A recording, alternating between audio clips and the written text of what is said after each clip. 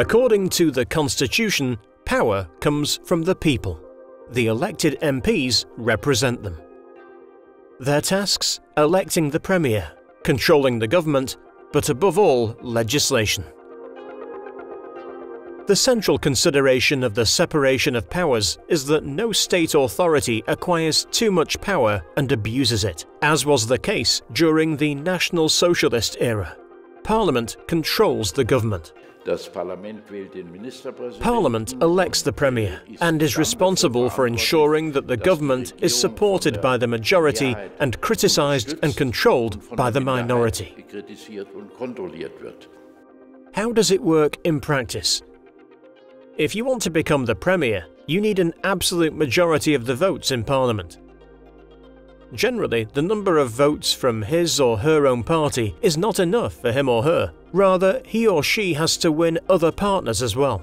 A coalition is formed for this purpose. The current Premier, Bodo Ramelow, leads a coalition between the SPD, the Green Party, and his party, the Left. The other parties, currently the CDU and the AfD, form the opposition. The work of the government is an ongoing topic in Parliament.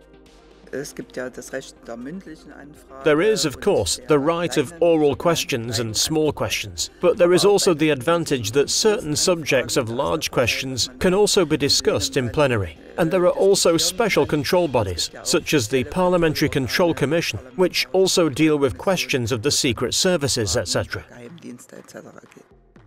Most initiatives for new laws come from the government. But also fractions, or at least 10 MPs, can bring a law on the way. This then leads to readings in the plenary and the responsible committees. No law leaves the Parliament as it came in, but that depends entirely on the extent of the laws. If it is article laws that contribute to transferring EU law, then the modification is rather small. But if it is something like school law or like the budget law, then of course there are still many modifications. The committees discuss the content. MPs consult experts when necessary. For example, when it comes to the question of nursing keys in individual areas such as hospitals or nursing facilities, it is always very important that we listen to those affected so that we can conclude what the local practitioners are saying. A law only comes into force when the majority of the MPs have approved it, and the President of the Parliament has signed it. The law leaves the Parliament upon being published in the Law Gazette. It comes into force. Processes and procedures are organised by the Parliamentary Advisory Committee. The Elders Committee is, of course, not the committee of the senior officials or the oldest member of Parliament, but the Elders Committee is a board that supports the President of the State Parliament in the performance of his duties within the balance of power of the State Parliament.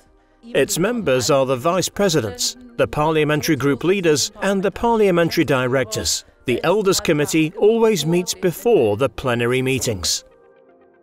In addition, the MPs are assisted by the Parliament administration staff.